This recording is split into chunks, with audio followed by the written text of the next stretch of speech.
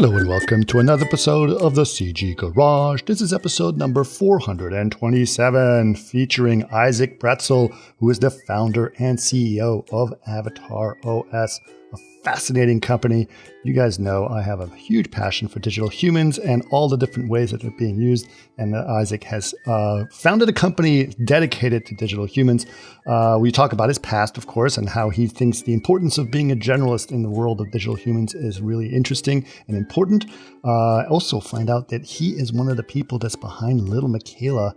Lil Miquela is a fascinating person who is actually a completely CG person and also an Instagram influencer, and has been very, very popular, been in the news quite a bit. So it's really interesting to hear his take on that and how that all came to be. But since then, he has formed AvatarOS, this really interesting company dedicated to digital humans.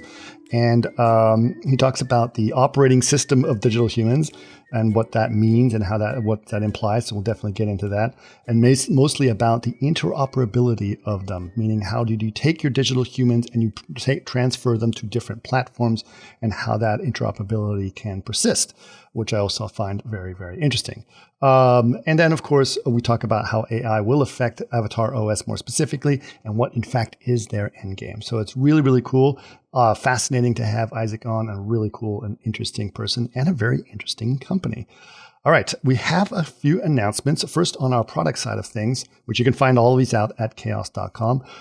V-Ray 6.1 for Maya is out. Lots of great updates have been added to this. You definitely are going to want to check it out. We have Chaos Scatter has been added to Maya as well. So you're going to be able to see Chaos Scatter inside of 6.1. Native support for Apple Silicon has been added. So if you're on Mac OS and you want to have native support for Apple Silicon, it's been added in 6.1. We have also improved our profiler. So those of you who've been using our profiler, there's several improvements have been added there, which is really cool.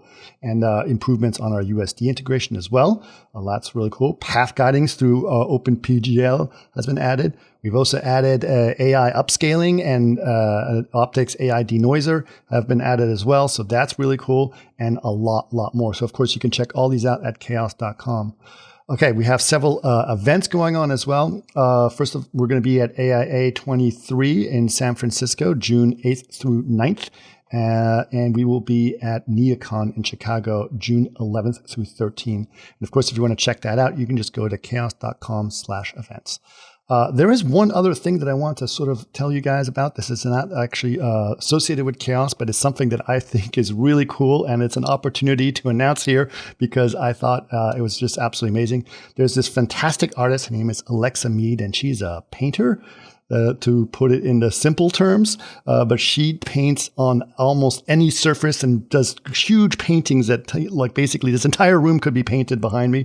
And that's the kind of thing that she does. But she also paints on people as well, and on clothes and on hats, and has this incredible style of painting and these great ideas. Well, what she has done, she has taken a closed Best Buy in New York City, literally on Fifth Avenue. It is at 529 Fifth Avenue in New York City, which is 44th and 5th. And she's turned it into something called Wonderland Dreams. And the entire area, every surface has been painted. Everything has been done in a fantastic way. And if you're watching this video, or if you're watching this podcast in video form on YouTube, you can see it. We're playing it in the back right now, so you can sort of check it out. It's really fascinating, and I definitely recommend you guys check it out. So if you want to go see it, I don't know how much longer it's going to be up, but she said it's going to be up at least till this summer. It's a very expensive space to rent, as you can imagine, in New York City.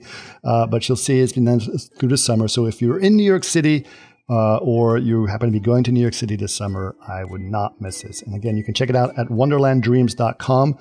Really fascinating to check it out and see what's been done there. Really amazing space. Okay, a couple other things. If you want to know more about the podcast, of course, you can just go to chaos.com/CGGarage. And if you want to watch this podcast, including what I was just describing with Wonderland Dreams, you can just go to youtube.com/chaosgrouptv. Again, that is youtube.com/chaosgrouptv. And of course, if you have any other ideas of podcasts or things you'd like to do, we've been getting some really great ones lately. You can always email us, labs@chaos.com. But for now, please enjoy episode number 427 with Isaac Bratzel. Welcome to another CG Garage, where the Chaos Group talks. You'll know it's over when the last bucket drops. We're gonna fire off rays in high dynamic range. We know that ambient occlusion is passe. Global illumination won't lead you astray. And while image-based lighting is really swell, you need to make sure everything has Fresnel. All right. Well, Isaac, I appreciate you coming on. This is very exciting. Many of my listeners know I have a deep interest in digital humans, and obviously avatars have become an important part of what we need to think about, especially with things like Web3 and in artificial intelligence. So you're right in the hot spot right now. So before we get into digital humans, let's get a little bit about your background. Where are you? I mean, how did you start getting into computer graphics? Sure. I mean, it's always hard to go all the way back. How far do you go? But I guess from the very roots, my dad was an artist. So I grew up with a lot of interest in art. I was always good at drawing. So when you're a kid, if you find something you're good at, you tend to kind of like gravitate towards those things. So I think it started with just like a decent hand-eye coordination and interest, and kind of went from there. But I'm always very good at math and technical things as well. So I think throughout, I ended up going to undergraduate school with an art major, and realized pretty quickly that just pure art thing wasn't what I wanted to do.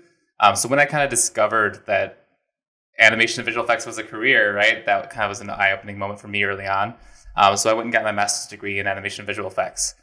So that's kind of how I initially jumped into the animation world, just kind of like full on, moved across the country, went to a master's degree VFX school, and learned a whole lot. Then getting into the industry, I also discovered something else about myself, which is that I'm very intellectually curious and bored easily, which didn't really sit very well with a lot of big studio type of roles, right? So I found myself gravitating towards small companies, people that were trying to solve really complex problems, and oftentimes companies that were trying to solve problems that were way above their pay grade, right? So companies that were too small and too ambitious for their own good were places that I found myself gravitating towards, because then I had a chance to really go and figure some things out. Right. Yeah, I can imagine. That is a very interesting point. Just the sort of trying to find problem solving. I did the same thing. Honestly, I worked at some big visual effects houses, and they only wanted to focus on one little narrow thing. And then I was like, this isn't good enough. I need to go to places where they have way bigger ideas to solve. So totally get it. So what was your interest when you went into visual effects? What was there an area that you focused on? Were you sort of more thinking generalist at that point? Yeah, I think I was really almost, I would say, like obnoxiously naive, maybe intentionally so, about like, because when we join the master program, they really try to push you to specialize right away, and I was completely resistant to that. I was like, I want to learn everything, I want to do everything I want to animate, I want to create characters and everything else. I definitely gravitated towards character creation right away, like modeling, texture, like just the immediacy of creating something was like the starting point. It's like I had to do that first, and then I wanted to learn how to rig it and animate it and do visual effects and everything. So I did learn quite a broad skill set in grad school, but there's only so much you can learn when you're like just starting out. But that's continued. I think like you start with the very first mindset, but I don't think you can get a full idea of how to do one specific skill without knowing the surrounding skills, right? I just don't think that's the case. So I think if you're a modeler, you at least have to know the basics of rigging and, the step before and after you at the minimum, right? And I've always gone far beyond that to like, I need to know how everything works. I need to be able to pick it apart with my brain so I can put it back together again, Yeah. That's interesting. So you sort of dabbled in all the areas, right? Yeah, I've done a little bit of everything. Yeah, I mean, like I feel like you can get 80% of the way to competency pretty quickly. It's that last 20%, right? Sure. So I always feel like it's a pretty good bet to be able to like you can get to 80% of a skill set pretty quickly. Like, why not do that? Invest that 20% of the time it takes to get 80% of the way there. And then if there's a need to like you can go farther, it really takes a long time to really get to the elite level of a skill. But you can get a lot, especially now with technology and tutorials and everything everywhere on the internet. I feel like you can get up to competency pretty quickly in different areas. And I think that's immensely valuable for each individual area as well. So I guess I'm a full generalist skill set. I'm a really believer in generalists, both in terms of visual effects and in terms of general. I think it really elevates your level of competency across different areas. Do you feel that the internet has become a resource that is almost more valuable for ambitious people like yourself than a formal education? I think it absolutely can be. I think that there's a number of qualifiers, though. I think one is confidence. I think it's really hard you see a lot of people that are very skilled that lack the confidence in their skill because they always assume somebody has more formal training or knows more about that, or that there's just like specific, diploma handed upon you. Now, by the grace of God, you are empowered with these skill sets that you know everything, right? And it's like nobody knows everything. It's okay to just be learning. So I think people that have that kind of, like I called myself like kind of obnoxious naivety of like, no, I can do this, right? It's like, I know I can do this. I can learn this. I can figure this out. I think those people really benefit from the immense amount of information that's being thrown at us. And then I think the challenge just becomes, how do you find, like, this is a theme for me lately, is like the signal through all the noise. There's so much out there now. There's so much information being bombarded at you to find what's the valuable stuff versus what's a side distraction or a tangent that's going to take you down the wrong path, right? That's the other challenge, I think, now with just the amount of information that's available. Absolutely. I actually remember very much like my first CG supervisor at my first job at Digital Domain. Oop, did I just do that? Sorry, I'll fix that.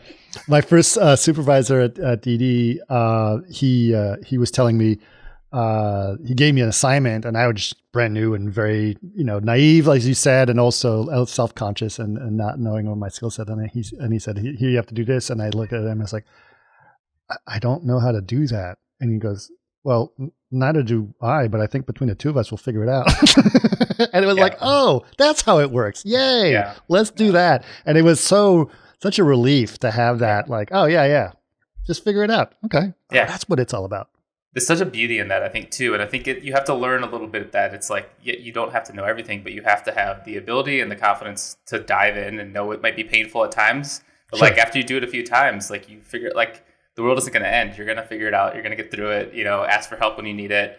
Yep. But don't just stop beforehand because you're scared it might not work out. Like jump in, like, figure it out. Somebody, like anybody else that knows how to do it, they learned it the same way you're going to learn it, which is by jumping in and trying to figure out something hard, Right. And then the people above you are going to go more impressed by the fact that you can learn anything rather than what you already know.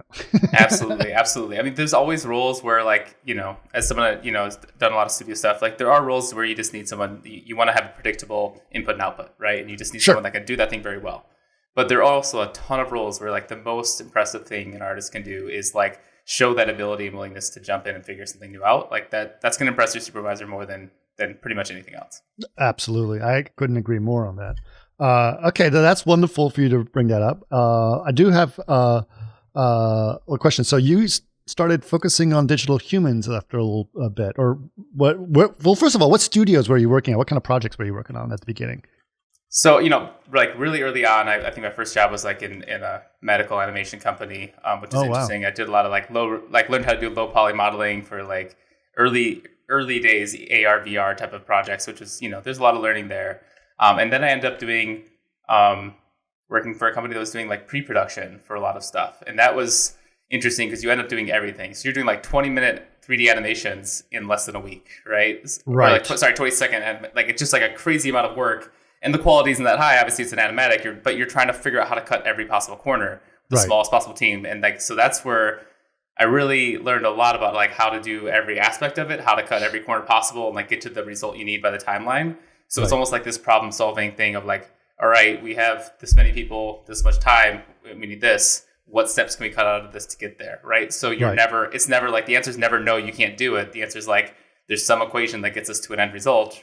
You just have to sacrifice X, Y, and Z. So that was a really interesting learning experience. But from there, I ended up working with, I gravitated towards digital humans because of my interest in character creation and digital humans just being the hardest thing. And at the time, there was still very much a question whether we could do like digital humans that could cross the uncanny valley, or whether like what was the purpose? Like, is there really a need for digital humans beyond like, a few seconds at a movie here and there to replace, a scene? Yep.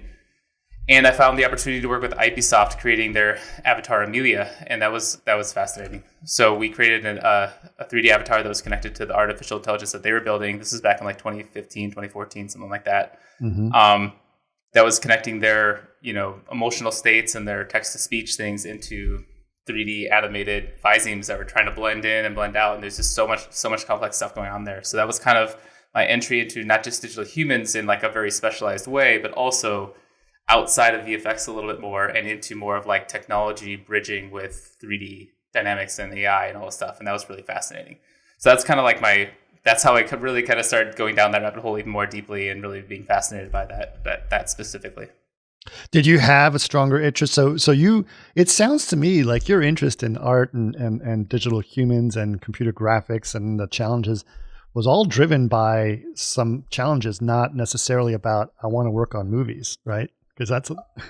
Yeah, 100%. I think I definitely had, like, I would say if I was a kid and I was looking at things, and when I had this realization about VFX and animation, I definitely pictured Disney and I love Pixar and I thought that was amazing. I remember being a kid and being like, whoa, if I could draw, like if I could do that, like just draw things, like that would be amazing, right? So I definitely think there was some of that at the beginning. But I think at the end of the day, for me, it's like, what's the challenge? What's the problem that I could try to solve? And it's kind of like this thrill of trying to figure out how to make these things that really drives a lot of what I do, less of like this overarching like grand plan I have of what area I want to go into. But yeah, I think my decision-making path was fueled very much early on by seeing the path you go on bigger VFX studios and realizing that wasn't me. Like that was not something I was going to, be happy doing. Like I think some people would be, and they really just want to get their name on the Marvel screen. And I totally understand that. Same with video games, but I just knew like if I was doing that one job for like 2 years straight to get that one film out there, like I'd probably go crazy and end up doing something else anyway. So I might as well just jump right into it. Well, you got to that conclusion pretty quickly, which is amazing. It takes some people 15 years before they start to get burned out. Yeah. So yeah, and you're absolutely right. I think it's interesting that you went right into digital humans. It is an area deep in my heart. I actually, many years ago, I created a group called the Wiki Human Project. And it hasn't been active in many, many years, but I was sort of always interested in sort of the concept of an open source area to explore digital humans. So it was pretty interesting. Okay, so you were working on Amelia, right? 2015 or so. So what did you learn about digital humans at that time? What were the things that fascinated you about that? Yeah, I mean, it was really interesting. I would say the overarching thing that I understood coming out of that project is that the reason it's so hard isn't just the complexity, it's the division of skill sets that need to come together in order to create something. In other words, the people that can do that work are engineers, and they don't understand the artistic part of it, even if they have worked with it, right? So you have to somehow bridge this artist, engineer, coding things mindset, and there's so much lost in translation. There's so much that it takes years of trial and error and messing things up to finally find that moment when magic happens. I think if we VFX artists, we all kind of know this thing where everything comes together and all of a sudden you see it come to life and it's like this magic there. And you realize how hard that is, how easy it is to not get that, how easy it is to create poor work or like subquality work, and how hard it is to create really great work. And to be able to like code that in, I think engineers want to expect this equation results in this output, which is magically going to connect with people. And that doesn't quite work that way, right? There's this artistic sense you have to have with this digital human and observe it and understand like, okay, this isn't working, and be able to diagnose why it's not working and create these different things. And that's really hard to like mesh this artistic and engineering and like this technology world to get everybody to understand on the same page. So there was a lot of like specific technical stuff, but I think that was the overarching understanding that I had, is that this is really hard because there's so many different elements going into this to create a result, and you're trying to like hard code in this like connection with whoever the audience is, and that's really, really difficult.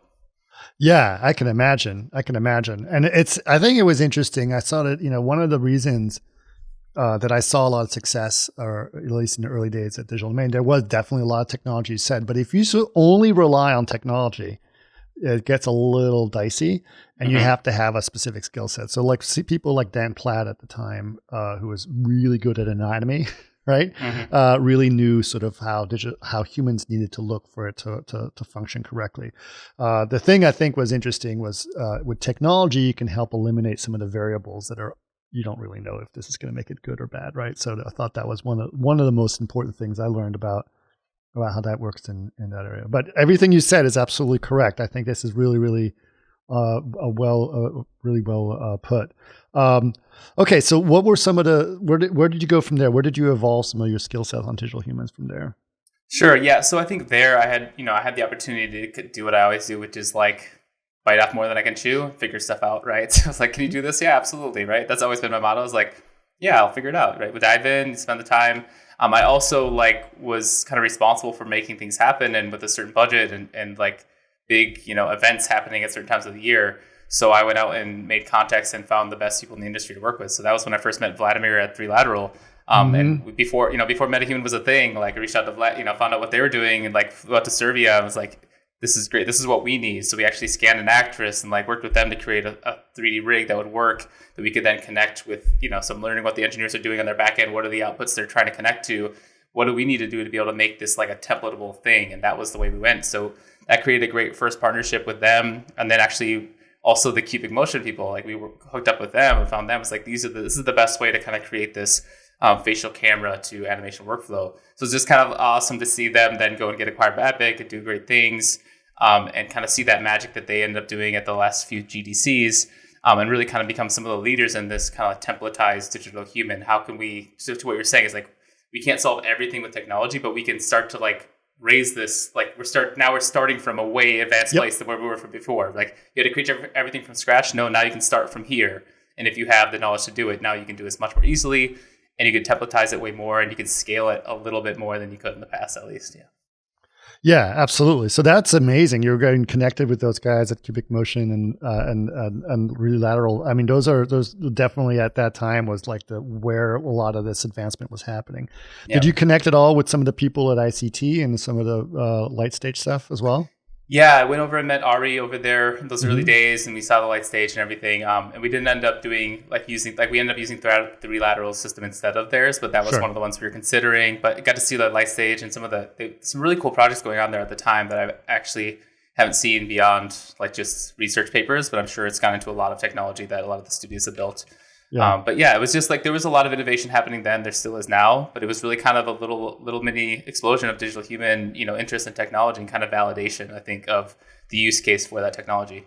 Okay, great.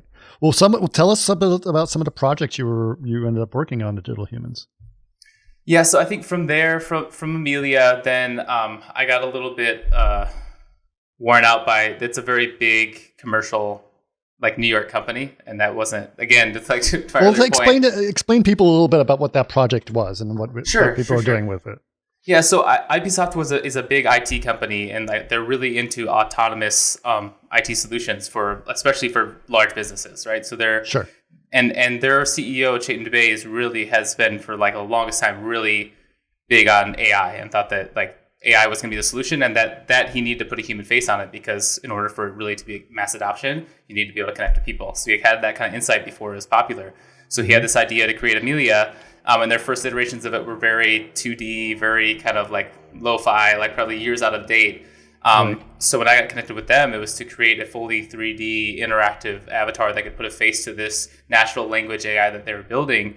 And that avatar ended up being integrated in I forget the stats now, but like 9 million conversations, hundreds of thousands. It's one of the leaders in the space. So it's kind of like the business version of Siri or Alexa.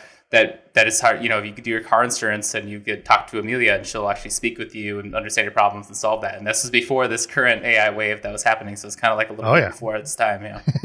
Well, we'll get into that. Okay, so that was the main idea behind it. It was kind of like like a chat bot, but with a face in a sense. Exactly. Right? Exactly. Right. It was like, and their vision, I think, was like in the future, you walk into a hotel, you won't have a concierge. There'll be Amelia on the screen, and she'll be telling you about the hotel. You can ask her any questions. It could just solve all your problems for you. Very much like what we see today with a lot of these things. So very much an AI chatbot with natural language integration that was integrated to your IT systems that could actually not just talk to you, but also solve the problems for you. So if you have IT problems for your company, you talk to Amelia, she can actually go in and do things within be plugged into your IT system.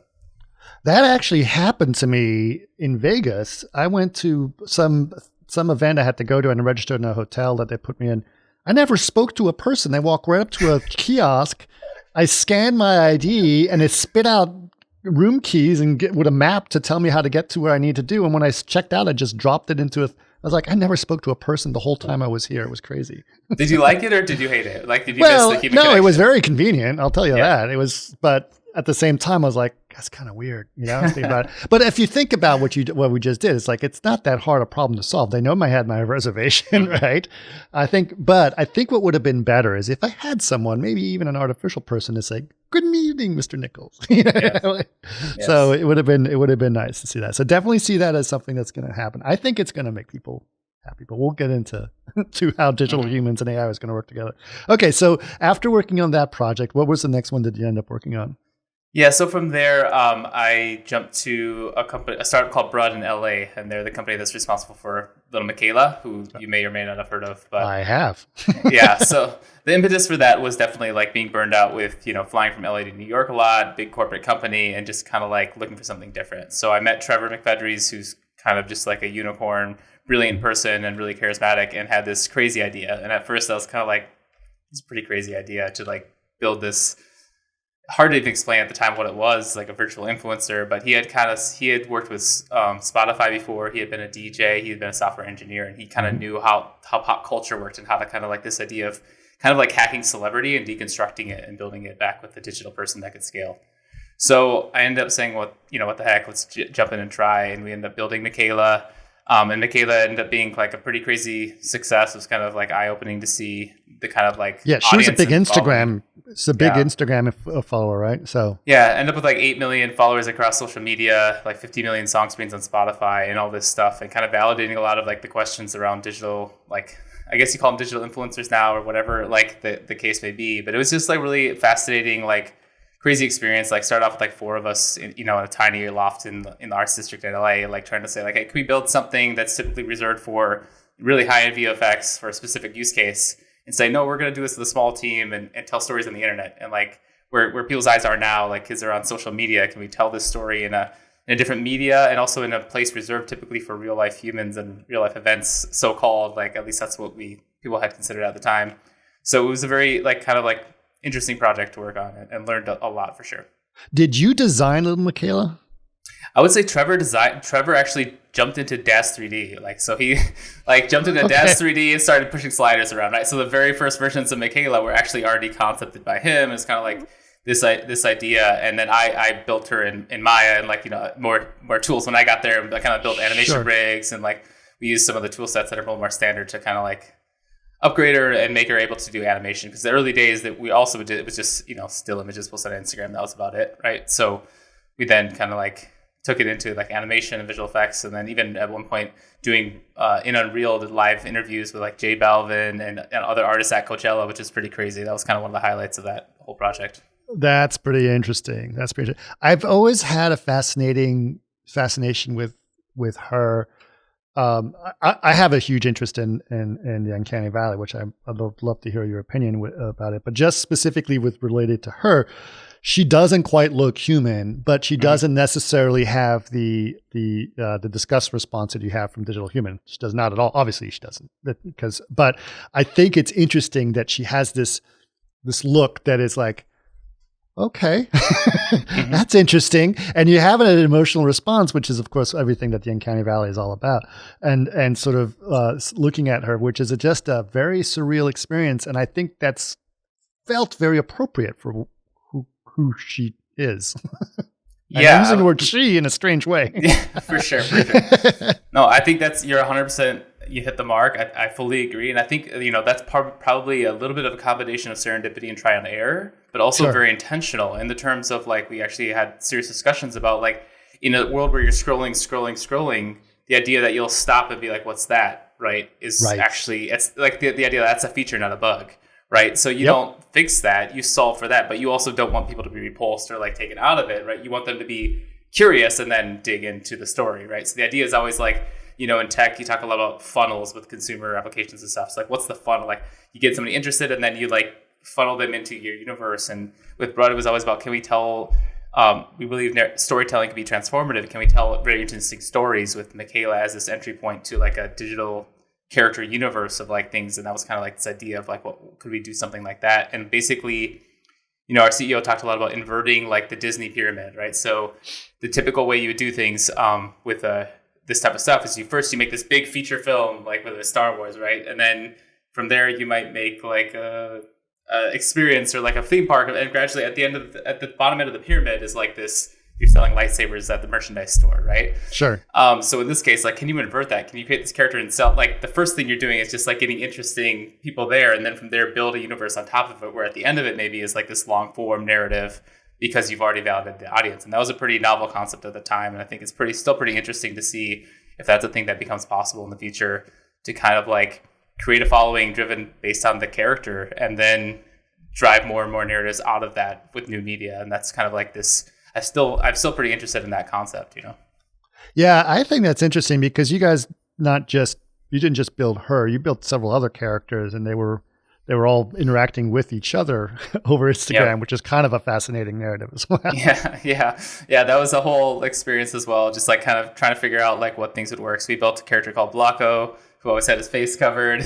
We built a character called Bermuda, which is like Miquela's frenemy, where they're kind of like friends, kind of enemies. Like there's always this stuff going on, you know? So it's just kind of like trying to figure out what things work and interesting things like that. I think it's so fascinating that you're almost creating, you know, this real avatars of Instagram. You know, it's like it's this fat, you know, it's such a great structural narrative and social narrative that you guys are constructing completely fictional, that people are following along like it's this amazing, you know, ooh, look at what's going on here. You know, I think it's really, really cool in some ways if you think about it. Yeah, and I think there's always things, there's always going to be pushback, and I think these days is a great time to talk about that with AI and everything else. Yep. And at the time, I thought it was really fascinating because I think one of the things we were trying to do is like, what I thought it was like a really like great flashlight, is shining a light on celebrity in general and people understanding like what you're following, like what is a brand, because that's what you're following. And I think one of the great lines that Trevor had early on was like, people would ask like, is Miquela real? And the response was like that she's as real as Rihanna, right? And the obviously the point being that you don't know who Rihanna the person is. You know Rihanna the brand, right? And that like Miquela's brand is just as real as Rihanna's brand. And what you're following, what you're seeing, that interaction is the same level of reality, if you want to call it that, as you're experiencing with any other celebrity. And I think now that seems way more obvious, but at the time it was very much like an uphill battle to kind of like explain that and kind of have that resonate with people, at least publicly. So. Well, what is speaking of brands, what is the economy of Lil Miquela? What's her economic drive? Yeah, I think for us at Brud, it was always to be able to scale and tell stories. That was the goal, right? And that's why we were a venture-backed company. It was kind of like, we need an initial investment to get over the bottleneck of scalability in order to get to where we wanted to go, right? So we weren't interested in chasing dollars. Like, I think if you look at the press, the appearance was probably like, oh, we're making bank on these partnerships and brands and other stuff. Right. And that was never really the case. If that was the goal, we could have like pivoted to do that, but that was never the goal. The goal of Miquela was not to be a social media influencer in that sense, or like be able to then market to brands. The goal was to tell transformative stories in new ways with new characters and grow a digital character universe. And kind of, you know, I think the ultimate goal would have been to be like build our version of the Marvel universe, right? You start with Iron Man and you create this narrative that pulls people in, and then you introduce more characters, and then there's these layers of just story worlds, right? And it's just it becomes this whole thing. And that obviously is really ambitious. But at the end of the day, I think we were about 5 years too soon for technology and scalability of digital avatars to really be able to pull that off on the scale that we were, right? We know how expensive digital humans and that kind of content creation is, especially when you get into high-end animation. So for us, we were pretty limited and had to be very selective. Mm-hmm. And because we were doing that, we really actually put a huge damper on any brand deals or revenue opportunities that we were trying to do. It was really only ones that really kind of promoted the direction and kind of the vibe of Miquela as a person that would have helped her in terms of that. So it was actually that wasn't really much of what we were trying to do there in a sense, even though it might have seemed that way from the outside. Okay. That makes sense. And how long were you there for? So I think I'm really bad with dates, but I think it was around 2016 till we got acquired by Dapper Labs in 2021, November 2021. So that was like, I guess about a five year journey there, from my first days to final acquisition. Okay. And did you stay with them after the acquisition? I was there for 1 year, and then at the 1 year mark is when I left to found my new company, AvatarOS. Okay, now let's find out about that. Tell us more about AvatarOS. Yeah, for sure. AvatarOS is basically the natural kind of continuation in my mind of what we were trying to do with Lil Miquela and before that. And the idea of trying to like scale digital humans. And it's really a bet for me on like a new version of what you can call the metaverse or other things. But I would say right now I'm describing it as this idea that, you know, a lot of digital worlds are popping up left and right, and they're largely empty, and there's a lot of negative press around the metaverse and everything else. And that's kind of odd because any definition that we have of the metaverse that we kind of agree on agrees that it's also years away, right? That it's not actually a reality right now.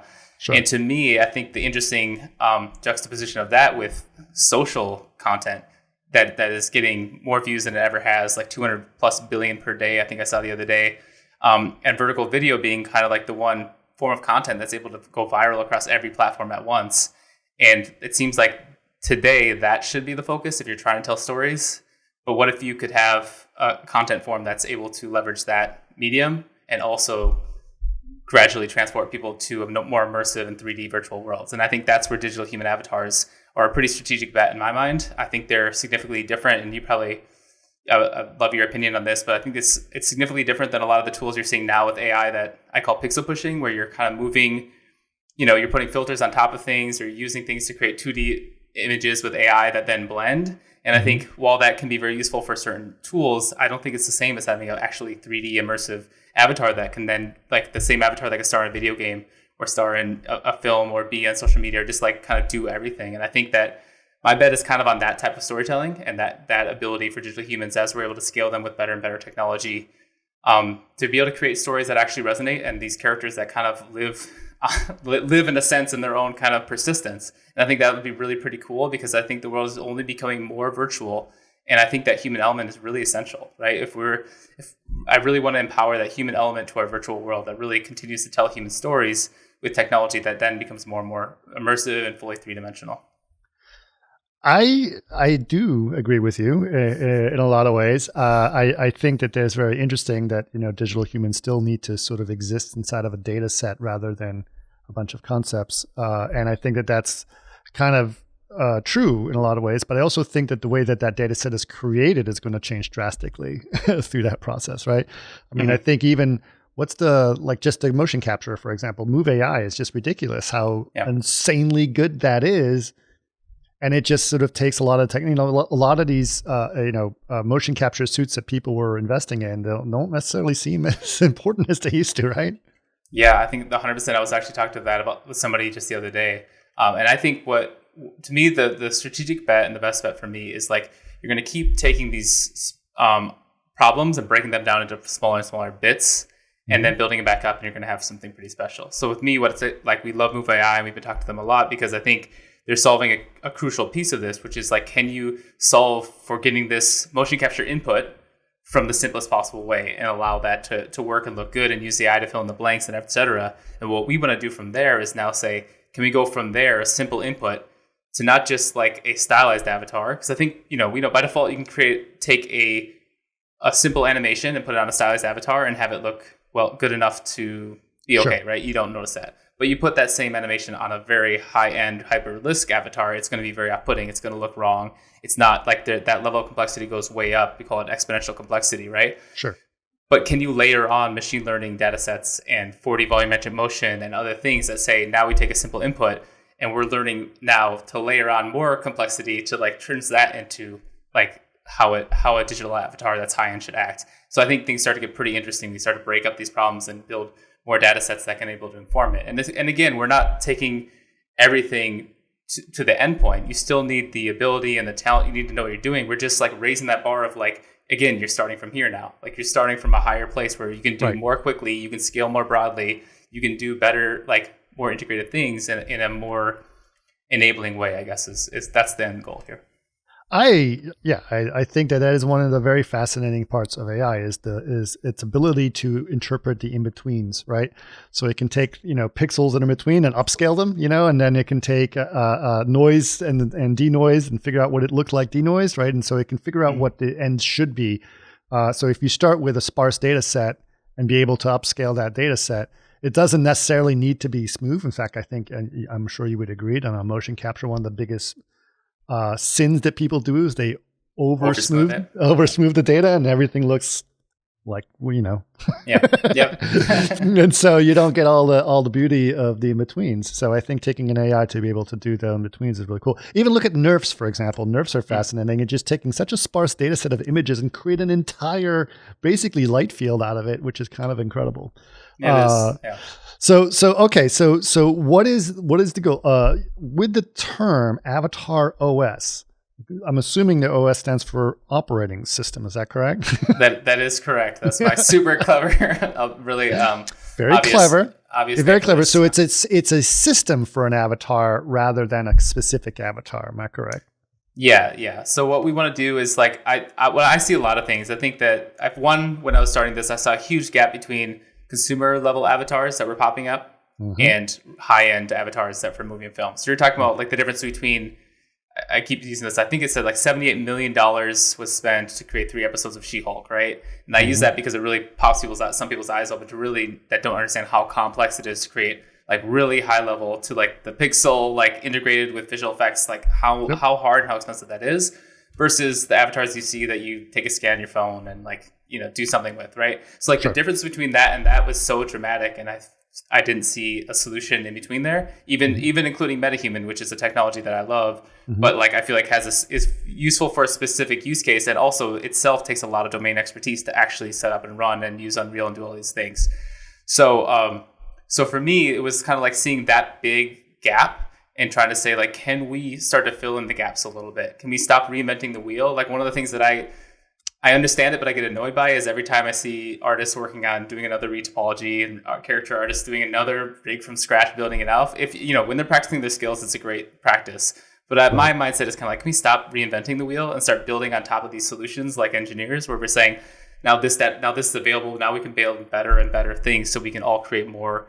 I think storytelling is the end goal, right? It's trying to connect and tell stories and connect with audiences and kind of influence the world in ways that we believe in, and build these abilities to do that in unique ways. And I think the way we do that is starting to leverage technology. So leverage MetaHuman, don't try to compete with it. Like leverage Move AI and this great technology, and use AI and like use these tools to put together things that allow people that are creative and have stories to tell those stories in a more scalable way. Because I know from experience, like jumping into a digital human world and trying to navigate what tool do I use, how do I do this, etc. It's a nightmare for people, and I think we can be one of the people that really help solve that problem.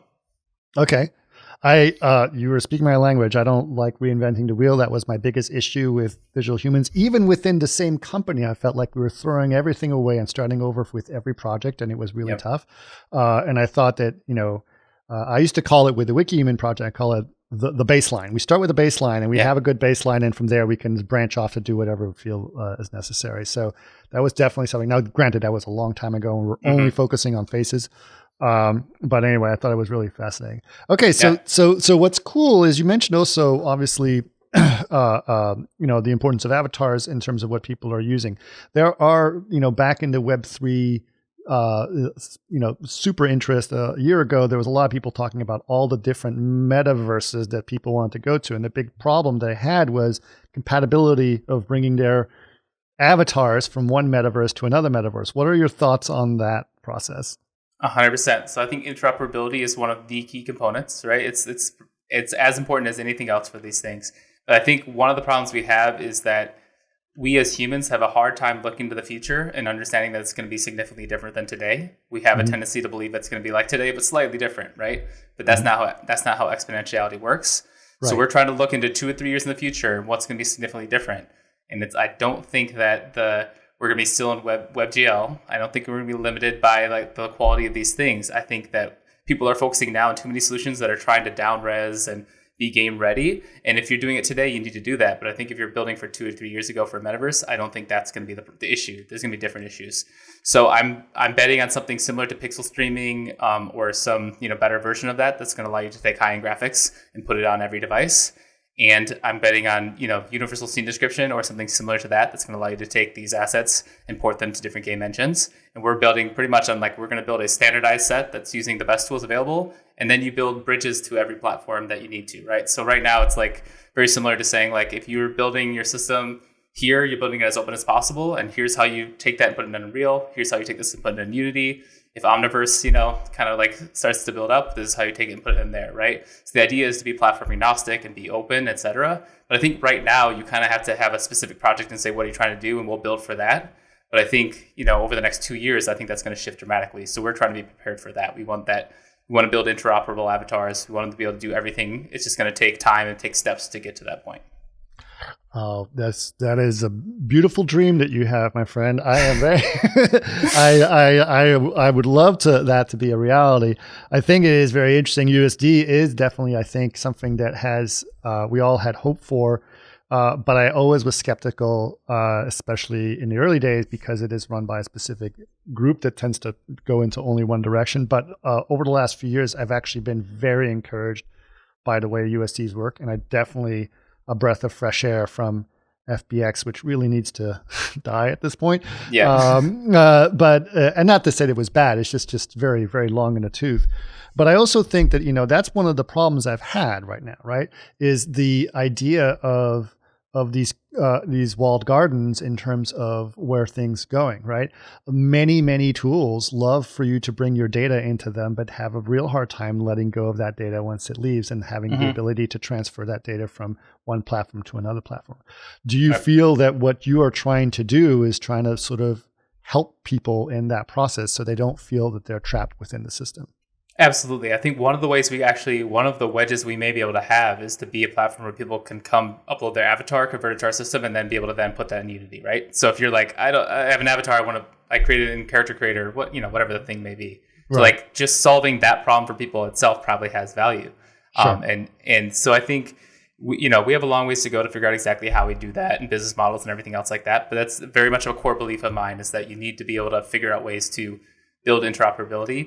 If people are going to build high-end avatars, like you need that, especially the way I envision them happening in the future is like you need to have an avatar that's updated and maintained, like that isn't obsolete after 2 years, that can work in that can do different things, right? I don't think you want to invest in an avatar that can only do one thing. So in terms of bringing down the cost, increasing the scalability, I think interoperability is like a key component to that. And I think that can't say right now the absolute best way to do that, but I think the concept is there, right? Whether it's exactly USD or not, or a better way emerges, I think that it's an essential piece of it in order for this to really take off.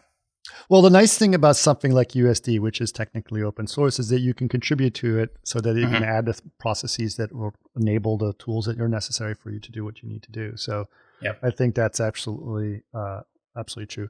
Now, you mentioned obviously the quality and stuff, and you're saying this is not necessarily the end goal. What are your thoughts on the rendering of digital humans? I'm speaking for working for Chaos, obviously, and my interest in ray tracing. What are your thoughts on that in terms of materiality and how people look and in that way?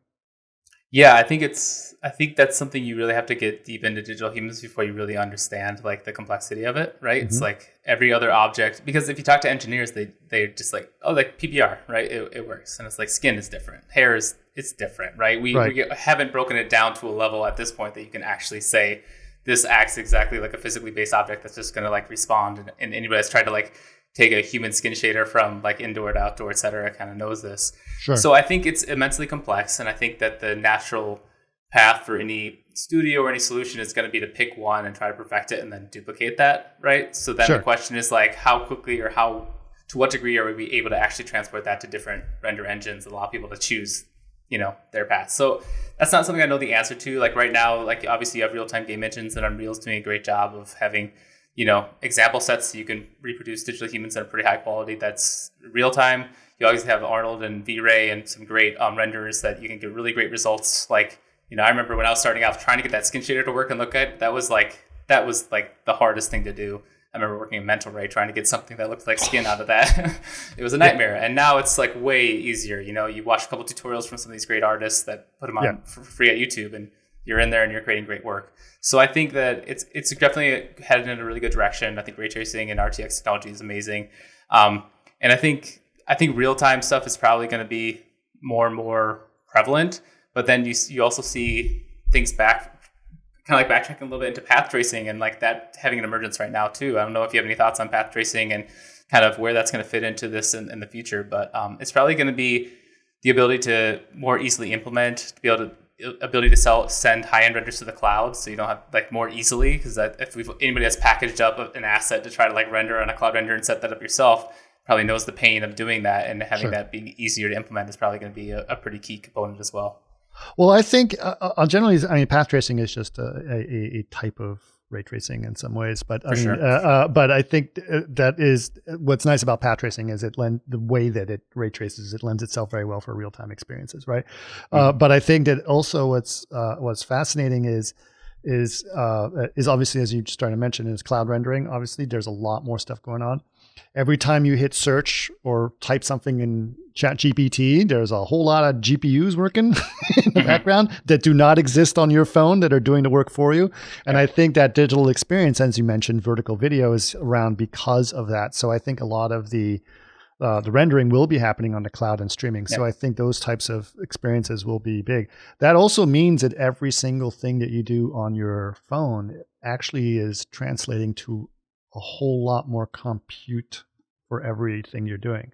What are your thoughts on how the intensity of computing is going to become that is sort of blind to the person doing it?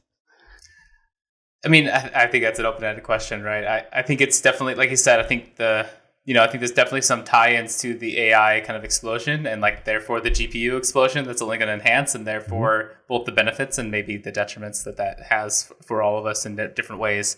I definitely think it will enable and accelerate the ability to do like high-end pixel streaming, or again, whatever the version of, like, again, that we might have different technology or name for that in 3 years than we have today. But I think the concept being the same, which is like you can render high-end things from your phone that seem like incomprehensible today, where we're still stuck on WebGL or different types of experiences because everything's running from a GPU in the cloud. But yeah, I don't know the answer to that in terms of a more like a world-centric view of like good or bad, et cetera. My view on technology oftentimes is like you can stand on a mountain and scream into the wind if you want because you don't like it, or you can try to like steer it in the direction that you think is the best case, right? And I definitely choose the latter as a more productive use of my time. That is a beautiful way of putting it. I'm going to quote you on that. Feel free. Because I've had a different way of looking at it. As like, it's like you're either, my feed, especially on the AI stuff, is like, just from the artist point of view, it's like you're either 100% against it or you're the other person. Yeah. And I don't think that's just is very productive in some ways. It's not. Yeah. And but I do think that there's definitely some things to be thinking about and where it's going to go. So yeah. But let's get back. Let's keep going on some of this AI stuff because I think it's interesting. You started with Amelia, right? So that was an interesting thing in what Amelia is. Now today, an Amelia could be developed very, very, very quickly and probably much better in some ways in terms of the capabilities and many different types of capabilities at the same time. What are your thoughts on what, AvatarOS is like? I'm going to make a digital human. I'm going to use AvatarOS, and AvatarOS is going to give me all the capabilities to make my avatar do whatever I want it to do. Be a DJ, be a host, be a buddy, whatever. Yep. Yeah, no, I think if you're in my position, right, and you're looking at the outlet, and like what are the fear would be like saturation of a market, right? Like you're saying, like you can imagine this being easier to do and more people could do it, et cetera. And I think that's valid. I think the opportunity is that the opportunity to stick out as doing really high quality, essentially really difficult things very well is actually going to stand out more in a saturated market full of things, because I've seen up close and personal. Like you can say, okay, connect AI to mouth movement. And if you've seen like the ones that are out there right now, it still looks like puppet mouth. It still does. It still takes this unique ability to like, how do you actually have a character that emotes and connects with humans? So, and like a lot of times I think Mike Seymour, when I talked to him for the FX podcast, he was, or the FX Guide magazine, he was basically asking me, how do you scale that connection that you built with Amelia? And my answer to him was like, that's not the part you scale. Like you have to have people that understand and have something to say. I compare it to like a musician. It's like the improvement in music technology doesn't mean you can write a better song necessarily. It makes it easier to do aspects of that, but it gives more of a platform and more of an opportunity to share something that they actually have to say and to build that connection. And that's kind of in a nutshell what I view what we're trying to do. We're trying to create better tools and better systems and better ability for people to do that. But at the end of the day, I think like whether it's a chatbot or something else, like there's going to be great work and there's going to be like the masses, right? And I think if you're targeting that high-end one, then you don't need to fear so much like the saturation of the market, because you're trying to attack that really elite, really difficult thing to do. And so is that what you're focusing on the elite right now? We're focusing on the elite, but I would say it's kind of with a nuance. Like, I would say what we're trying to do is kind of like, can we get 90 to 95% quality of what you would expect from a studio that's spending like 10 times the cost, right? And Sure. Can you use technology to do that? And that might be ambitious, but I think if we're doing that, that's probably going to be a pretty good recipe for success, right? Because you can try to scale that using technology and different tools that if you're a studio, you might be trying to create a division to do this innovation, but it's much harder with a kind of set model and a bigger team, et cetera, to do these things than a small startup that's literally starting off with the goal of using technology to build these things. It's really hard. Not insulting these studios. I think it's just like the way your business is set up is not like you'd have to change completely to try to shift every time a new technology comes your way. It's just very hard to do. So I think we have that advantage, and I think we have an advantage in terms of our history and experience with digital humans and how to really do these really hard things in a way that's somewhat scalable. And I think if we're right about the kind of like the trends of the next couple of years, we'll be in a pretty good position to kind of like, have a significant impact. And what is your ultimate goal? I mean, obviously what you guys are looking to be a platform for digital humans more specifically, right? Yeah, I think my ultimate goal would be to like bring a high level of human like character that can like connect and tell stories. And it would be like empowering digital humans that are actually like prevalent. It's like stars and able to like do things that we think are cool and kind of like start to build this first wave of digital human celebrities and digital human storytelling, right? So I call it virtual character driven storytelling. I think that storytelling is like this transformative thing, and we have new methods of entertainment and media now, and I want to like enable these new stars of kind of like the budding metaverse to kind of be able to be prevalent and permeate our storytelling in a new way. And by celebrities, you mean they're celebrities in the way that Miquela is a celebrity, or you're taking an actual live celebrity and turning them into a digital version? I mean more in the way that Miquela is. I think that we definitely, that there'll be some of both. Like, I don't think I think technologically there's going to be a big difference between the two, but in terms of like their impact, it's pretty similar. If that makes sense. I think I think I'm thinking of it. I think untying the connection to a physical human, I think that in its own way has a I don't know, a restrictive quality to it in a sense. Like, one, there are very valid like IP and like concerns around like that person and like, the digitization of yourself. And I think if you're kind of creating as a group an entity that you're all contributing to, I think there's something powerful there that we experienced with Miquela, but also I think other people have figured out as well. Yeah, interesting. I was reading an article the other day that I was thinking about, and it's not really related, but I think you'd be a good person to sort of answer this. There is a whole new sort of business model that's coming up called grief technology. Have you heard of grief technology? I have not. People who lost loved ones, and they're trying to recreate versions of their loved ones. Mainly right now it's as chatbots, so you get this random text from your dead father or dead mother or whatever. But I'm wondering like what your thoughts are on like, trying to like ease the pain of grief, especially if that departure was very sudden. I think that's very interesting. I think it's probably going to be like a very strong reaction from a lot of people on that type of thing, right? We as humans have like a very emotional reaction to things. And oftentimes I think one of the things that happens with technology is that you usually get into areas where there's strong visceral responses early on. And then over time, it maybe smooths out. So I don't know where we'll end up with that. I have no doubt that people will be doing that and trying to solve that problem. Whether or not it's a problem people want and need to be solved will probably be decided by the market, I would guess. Sure. Yeah, I can see how people would also be like, I have a sibling that I lost when I was younger, and I could see how it would be, I don't know. It's just such an emotional thing that I think that the audience would definitely decide kind of or validate the need for that kind of technology. Yeah, I mean, I guess emotionally, like, regardless if whether that person needs to continue to stay alive in an artificial state or not, I think that also the idea, I'm sure it's like you gotta let go after a while, otherwise it's gonna be hard. Yeah, yeah. But I still think as technology goes, I mean, obviously there are going to be these needs that people have of digital humans as companions, right? I mean, this has been talked about as well. At which point, that is something that's more accessible to an audience or to the masses. Do you think that the technology you're developing, how long do you think that it'll be more accessible to the masses? Where you say, grandma needs her virtual granddaughter here every day to hang out with her, even though granddaughter is working or something, right? Yeah, 100%. I think, it's a very valid question. With ChatGPT coming out, you'll see, definitely heard a number of people talking about, like, I guess you call it virtual assistants, or people that really are just like your digital robot, your person that helps you through whatever else like Sure. that.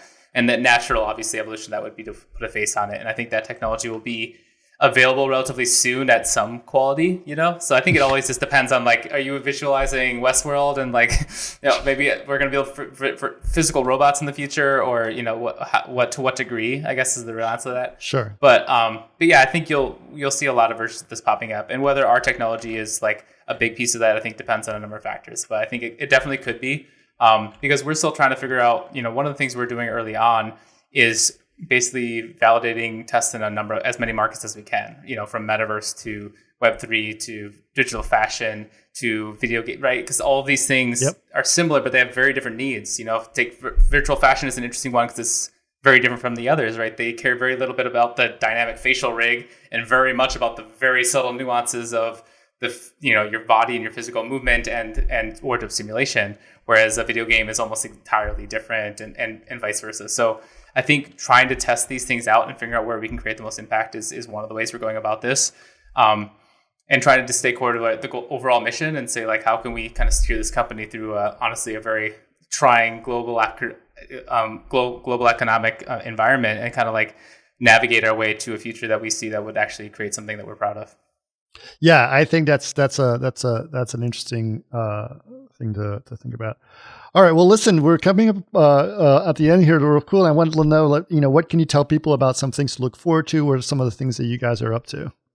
Yeah, cool. We have some really cool early client activations coming up, which is cool. And then we'll also be working on releasing our first 4 digital avatars, which we're hoping by the end of the year we'll release a beta of our kind of technology, which will allow you to go and interact with and use, or at least test, these really high-end avatars in a web browser, right? So you can do some really cool things and have them interact with you. So that's something that you can look forward to by the end of this year.